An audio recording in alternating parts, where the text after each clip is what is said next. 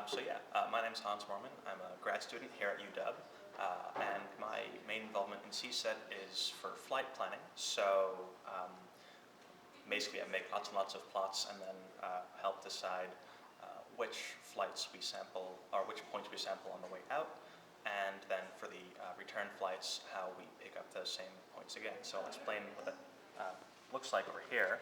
So this is what we would see for sort of our first flight plan here. So what we're looking at here is a grid of points, and for each of these points we've tried to figure it out using a model called high split, which just looks at sort of wind forecasts, where the air masses at these locations, say at this point 28, will end up 2 days later. So each of these little dots on there are about are 6 hours apart, and then this is 48 hours later. So for instance, if we were to fly out to Hawaii and pick up this point 28 here, and then if we were to fly back 2 days later, we would try to pick up this point at the square here so that we sample the same air mass twice.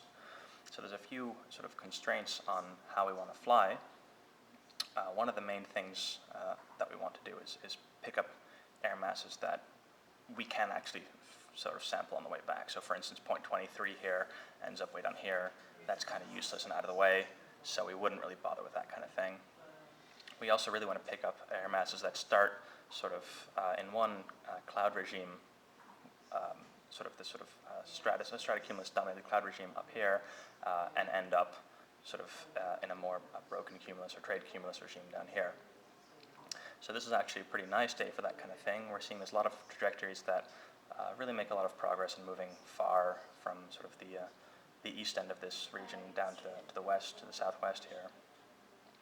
So if I were looking at this, I might say, well, point 21 or so ends up over there, and point 14 ends up over there, and point 7 ends up over there. So it's possible that we could, on the way out, fly sort of from Sacramento, pick up 21, 14, and 7, and then go to Hawaii, and then a couple days later fly back via the end point here of that trajectory from 7, and then the end point of 14, and then the end point of 21. So it's maybe not a perfect flight back, but certainly it's feasible and it's within what we can fly.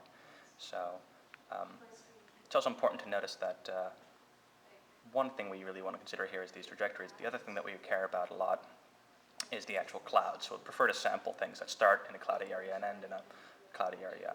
These satellite pictures here are from today. We can't really forecast clouds very well, but we could maybe look at clouds today, and if we were flying tomorrow, hazard a guess as to where those clouds might end up a day later. So that's what we'll do here. And then the other part of what I do is plan the return flights. So we're pretty constrained in those. Given what we sample on the way out, I'll pull up a different plot here. So Chris, I think, was describing these plots earlier. Let's say on the flight out we sampled sort of from 4 to 2 down to 0 and then down to Hawaii here. On the return flights, we want to pick up those same air masses again. So our return flight here would be something like this red line, where we're just sort of hitting these same air masses a couple days later. In this case, we couldn't fly this one because this point's too far off to the east here, but we could fly most of this and then fly home. And we actually did that this morning, so that was pretty exciting. So yeah, that's pretty much what I do here. I guess that's all I got to say.